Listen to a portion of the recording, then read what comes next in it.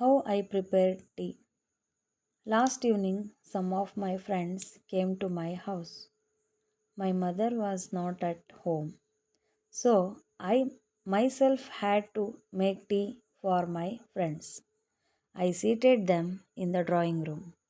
Then I went to the kitchen and lighted a stove. I put some water into the kettle and placed it on the stove. After some time, the water began to boil.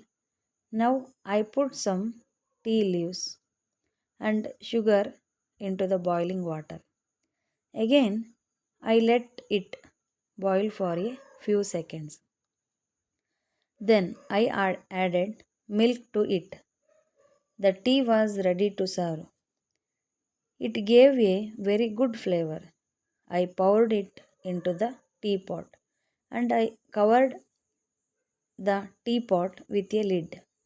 I arranged the teapot, cups, and saucers in a tray.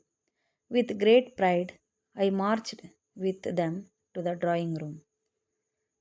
There I poured the tea into cups and served it to my friends. Everybody said that the tea was very tasty. It gave me great pleasure and satisfaction. Dhanyavad.